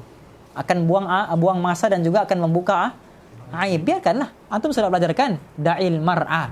Biarkan orang yang buat biarkan orang tu. Okey? Faham Jo? Kalau ada orang mau ajak pukul ke, ajak apa ke, cakap apa Jo? Mau cakap apa? Diam, jangan cakap apa? Assalamualaikum. Faham? Salam Wa idza khatabahumul jahiluna qalu salama. Bagi salam je. Assalamualaikum. Tak melawan aku bos. Tak bisa begitu. Faham Jo? Boleh ke begitu? Boleh buat kah? Tengok balik motor, naik motor balik kerja, orang blok. Kau kayak si Jo melawan. Gimana Jo? Silap orang kau bos. Gitu kan Jo? Silap orang kau bos. Tempatku ni. Okay? Jadi biar. Bagi Assalamualaikum. Tidak melawan aku bang, menanglah kau. Memang batu 4 ni kau punya. Daripada batu 4 ni sampai batu 8 kau punya. Begitu dia begitu. Paham ni? Jangan melah. Boleh Don? Okey. Wa alayka bitahammuli. Okay? La siyaman min as-sufahai. Qala Isa bin Maryam alaihi salatu wasalam ihtamilu min as-safih wahidatan kay tarju 'asharan. Kay tarbahu 'asharan. Dia kata apa? Dia kata tabahkanlah dirimu dan sabarkanlah hatimu, terutama dengan orang-orang yang sufaha. Siapa sufaha? Orang-orang yang bodoh. Faham ni? Nabi Isa bin Maryam berkata apa? Ihtamilu minas sabih. Sabarkanlah dirimu, tabahkanlah dirimu terhadap orang-orang yang bodoh satu kali saja. Sabar sekali saja. Tarbahu 'asharah. Nescaya kamu akan untung 10 kali. Faham? Sabarkanlah dirimu terhadap orang bodoh satu kali saja. Nescaya kamu akan beruntung 10 kali. Jadi kalau mau balas orang punya hantaman di Facebook kan, pikir dulu, aku hantam ni akan bagi kesan kah, bagi manfaat kah? Tidak juga. Biarlah dia situ shock sendiri. Faham ni? Begitu. Okey. Wa unshitu li ba'dihim syi'ran. Ada juga syair dia kata apa? Balutun nasi garnan ba'da garnin walam ara ghaira khannalin wa gali. Walam ara fil khutubi ashadda waga'an wa as'aba min ma'adatir rijali. Wa dhuktu miraratal asya'i turran wa ma dhuktu amran minas su'ali. Okey. Bertahun-tahun manusia aku teliti. Okey. Tidak aku lihat, melainkan yang aku lihat banyak khianat dan juga pembenci. Dan tiadalah aku melihat masalah besar yang menimpa, yang menyusahkan, melainkan permusuhan antara sesama manusia. Okey. Telah aku rasai segala pahitnya rasa. Okey. Dan tiada melebihi pahitnya rasa daripada pahitnya meminta-minta. Faham ni? Dia mau kita di sini apa? Di dunia ni memang banyak orang yang pembenci. Jangan kata kita, nabi yang paling baik yang tak ada dosa pun ada orang yang benci. Apatah lagi kita yang memang banyak dosa. Itu saya kita fikir. Okey? Wa iyyaka an tadhunna bil mu'mini su'an fa innahu man sya'ul adawati wa la yahillu dhalika li qawlihi sallallahu alaihi wasallam dhannu bil mu'minina khaira. Dan jauhilah kamu sentiasa bersangka buruk. Jangan berfikir negatif, sentiasa positif kepada sesama mukmin. Kerana di sinilah sumber permusuhan. Kenapa bermusuh? Sebab mula sangka buruk. Permusuhan berlaku sebab apa, Haikal? Sebab sangka buruk. Hati itu buruk, maka sangkaannya buruk. Bila buruk dia punya sangkaan, buruk dia punya akal, maka perbuatannya akan menjadi buruk. Bila perbuatan buruk, kesannya akan jadi buruk. Faham? Gitu. Okey? Dan seperti mana sabdaan Nabi, zannu bil mu'minina khaira, bersangka baiklah kepada kaum mukminin. Wa inna ma yansha'u dzalika min khabathin niyyati wa su'is sarirati kama qala Abu Thayyib. Buruk sangka itu timbul daripada niat yang kotor dan hati yang kotor. Sebagaimana syair Abu Thayyib, idza sa'a fi'lul mar'i sa'at dhununuhu wa saddaqa ma ya'taduhu min tawahhumi wa 'ada muhibbihi biqawli udatihi wa asbaha fi laylin min asyakki mudlimi. Bila buruk perbuatannya, buruk pula fikirannya. Okey? Maka bila buruk pikirannya, dia akan membenarkan semua isi lamunannya, semua isi hatinya. Dia membenci orang yang mencintainya atas dasar pengaruh musuhnya. Faham? Orang tu suka kita, tapi kita benci dia. Sebab apa kita benci dia? Sebab kita dengar cakap-cakap orang ini bahaya ni, main cakap-cakap belakang ni. Macam Ustaz bagi tahu apa? Daripada kita bagi si A ubi. Faham? Kan? Sampai pergi si Rizki jadi putu sudah. Jelas ni? Maksudnya apa? Maksudnya dengar cakap orang lain. Faham ni?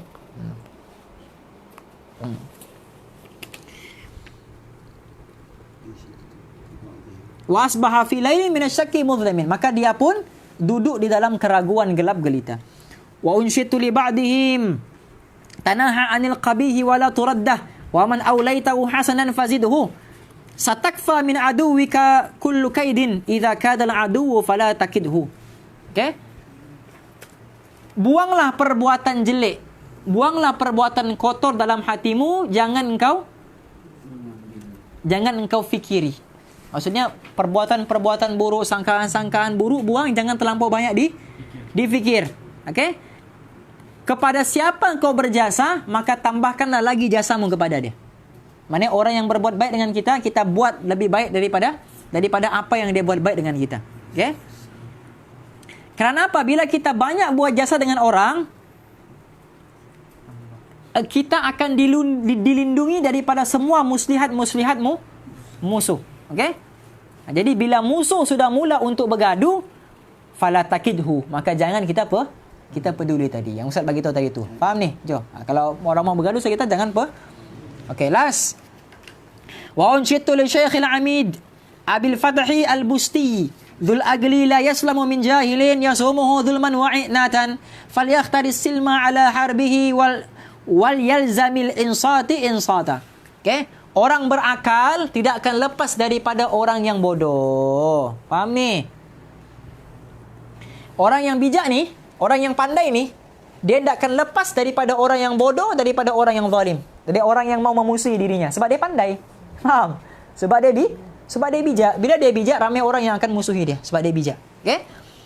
Jadi falyahtari silma ala harbi, maka pilihlah perdamaian daripada kalau kenapa perlu pilih pergaduhan kalau boleh pilih perdamaian? Okey? Wal yalzim insat, istiqamahlah diam jika dia jika dia membebel. Okey, kalau dia sudah mula membebel, bercakap sudah, mula sudah bercakap-cakap mulut, bergaduh-gaduh mulut ni, maka kita pilihlah kita untuk diam daripada lamakan lagi proses pergaduhan tersebut. Wallahu a'lam. Bismillahirrahmanirrahim. Nawaitu ta'alluma wa ta'lim wa tadhakkura wa tadhkir wa naf'a wal intifa' wal ifada wal istifada wa du'a ilal huda wa da'wa 'alal khair wal hathu 'ala tamassuk bi kitabillahi wa sunnati rasulih sallallahu alaihi wasallam wala haula wala quwwata illa billahil aliyyil azim. Allahumma rzuqna ru'yatan nabil mustafa sallallahu alaihi wasallam fid dunya wal akhirah wa khususan fi hadhihi al-laila fi manamina. Ya Allah, kurniakanlah kami untuk melihat wajah kekasihmu Nabi Muhammad sallallahu alaihi wasallam di dunia dan juga di hari akhirat, khususnya pada malam ini dalam mimpi-mimpi kami, khususnya pada malam ini dalam mimpi-mimpi kami, khususnya pada malam ini dalam mimpi-mimpi kami. Rabbana atina fid dunya hasanah wa fil akhirati hasanah wa qina adzabannar. Wa sallallahu tabaraka wa ta'ala ala khairi khalqihi sayyidina Muhammad. Subhana rabbika rabbil izzati amma yasifuna wa salamun alal mursalin. Alhamdulillahi rabbil alamin. Amin Allahumma amin. Hadza wa billahi taufik. Assalamualaikum warahmatullahi wabarakatuh.